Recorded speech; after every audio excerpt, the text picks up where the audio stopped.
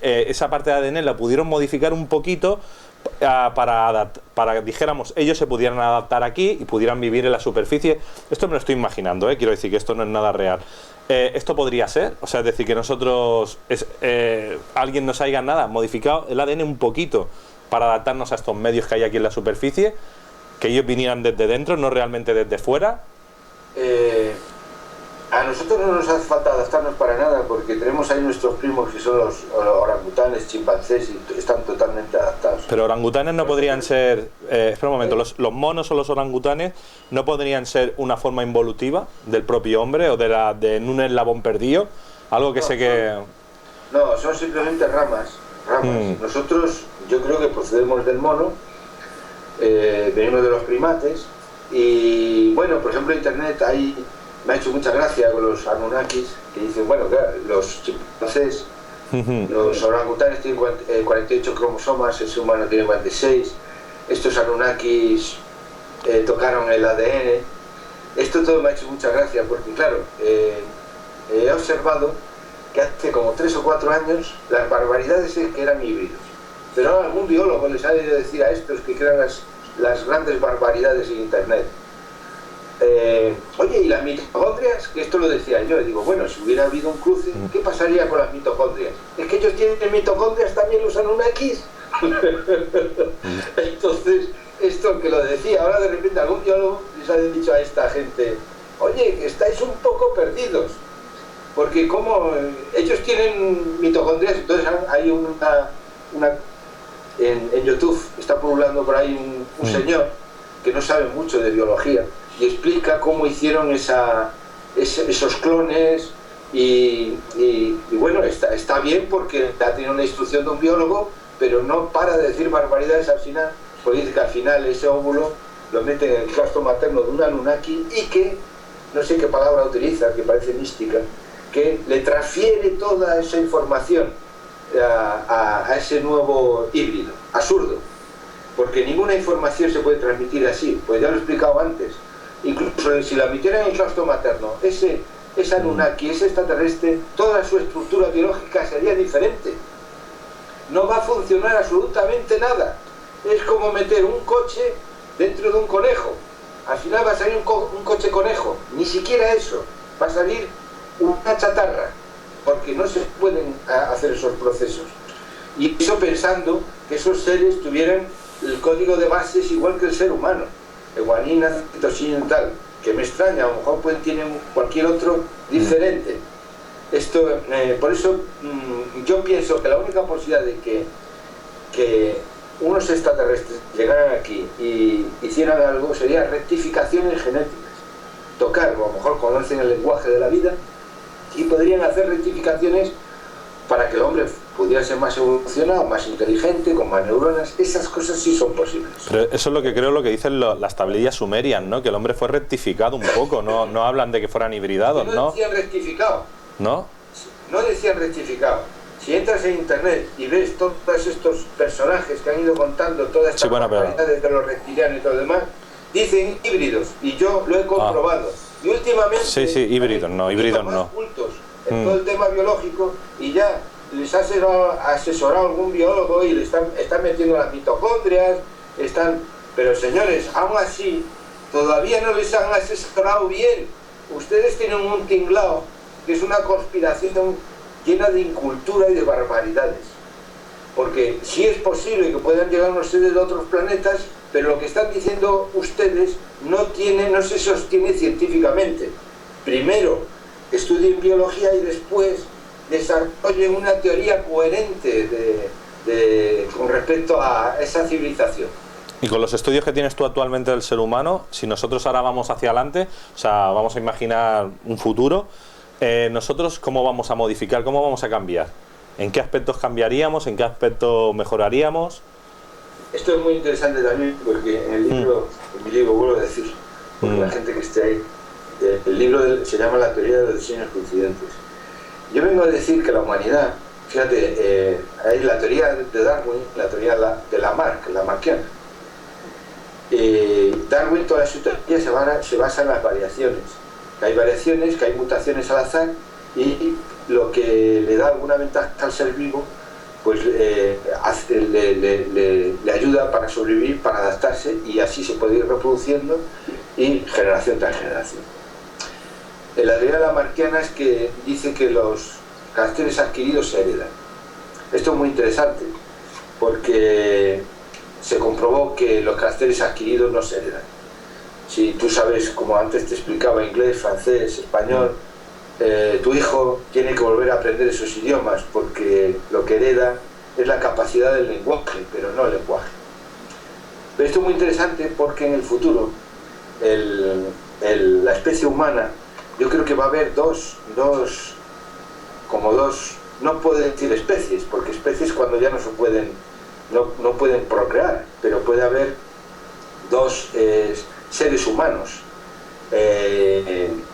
El superhomo adaptativo, que podrían, lo que puede hacer la ciencia es rectificar el genoma, eliminar las enfermedades, podrían hacernos más inteligentes y una serie de cosas. Entonces podría haber una parte de la humanidad que entraría en esa rectificación genética por selección artificial, y entonces la necesidad sí crearía el órgano, como decía Lamarck. Ya no sería totalmente darwinista, ya el azar ya no estaría implicado, pero no tanto, ya habría una selección artificial. Y luego habría otra parte de la humanidad que rechazarían todo ese sistema. Y entonces no aceptarían la rectificación genética ni para enfermedades, ni para hacerse más inteligentes, ni para todo lo demás. Eso es lo que yo creo que puede pasar en el futuro. Porque, claro, la humanidad está dividida. Pues hay gente muy religiosa y mística, y gente más científica, y gente atea, entonces se pueden crear esas vertientes diferentes de pensamiento. Ahora decían que querían clonar a los neandertales a través de los humanos, con lo que tenían del ADN. Eso estaban hablando el otro día. ¿Eso es posible? Bueno, si tienen el código, podría ser posible. Lo que pasa es que es muy delicado, porque es ensamblar, aunque también lo que está en internet colgado es que nosotros tenemos parte del ADN neandertal. O sea, es que nosotros no es que nos cruzáramos, también está la teoría de que se cruzó el homo antecesor, el homo sapiens con el neandertal. No sé hasta qué punto llega la ciencia y se pueden crear, iba a decir híbridos, pues un ser neandertal. Creo que es muy difícil, pero no lo veo imposible. ¿Y un mamut o otro tipo de animal? Pues también se habrá la posibilidad de injertar genes de un mamut en un elefante. Pero claro, puede haber problemas al combinarse eso, porque lo que hace la filogenia es que en el ADN hay un recorrido. Entonces, hasta llegado a un punto, el recorrido es idéntico. Eso es cuando se hace una comparación de ADN. Por eso, cuando explico que no pueden unirse un extraterrestre con un terrestre, es porque aunque tuvieran los mismos nucleótidos o la base genética de guanina, citosina, todo, estas bases, aún así, desde el principio de la vida hasta que se desarrolla ese ser inteligente, sería esa estructura totalmente diferente. Entonces, combinar esas cosas da error, da pues a un ser que seguramente ni nace. No se puede crear un embrión con esa estructura en el ADN que lleve esa armonía y dice, bueno, pues voy a mezclar un pollo con un conejo. Mira, por ejemplo, en este caso es más factible, porque si dos especies están más cercanas evolutivamente, es más fácil crear un híbrido. Cuanto más separadas estén, es más difícil hacer un híbrido. Por ejemplo, tú puedes crear, a lo mejor, el hombre futuro puede crear un híbrido entre un caballo y un perro, otro un perro y un gato. Pero sería más difícil entre un gato y un pez, y todavía más difícil entre un extraterrestre y un humano. ¿Entiendes? ¿Por qué? Porque el ADN tiene una estructura y hasta un punto tiene el mismo código. Nosotros tenemos el mismo código que el chimpancé hasta un punto evolutivo, porque las dos ramas se separaron. ¿Comprendes? Por eso todas estas teorías de que es que nos diseñaron unos extraterrestres con forma humana. Digo, bueno, en ese caso entonces eso procede del chimpancé. Es absurdo. Si nos hubieran diseñado unos extraterrestres, nosotros seríamos totalmente diferentes a todas las especies. Y no. Tenemos el 99% del chimpancé, tenemos mitocondrias, somos vertebrados, toda nuestra filogenia desciende de Picaya, el antecesor del Cámbrico hace 550 millones de años, y de otros gusanos planos que existieron en el Cámbrico. Esto es muy interesante, porque en este libro, en la teoría de los diseños coincidentes, yo vengo a explicar que la evolución en otros planetas, los procesos convergentes se van multiplicando, y llega un momento donde hay como pueden haber muchos experimentos cámbricos en otros planetas con vida multicelular. ¿Y qué va a ocurrir? Que hay un fenómeno que se llama, bueno, la filogenia es cuando se van creando diferentes ramas, caminos evolutivos, ¿no? Entonces hubo un momento en el Cámbrico, con una explosión de diseños, entonces se desarrollaron en el medio acuático anélidos, gusanos anélidos, artrópodos, que son como los mariscos, los crustáceos, los insectos, todo eso son artrópodos.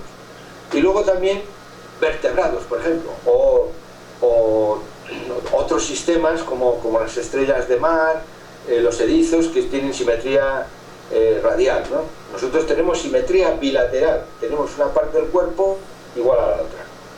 Bueno, esto es muy interesante, porque yo lo que propongo es que en otros planetas, una vez que hay un fenómeno que me parece muy interesante y que explico en este libro, que es lo que hacen los genes SOX.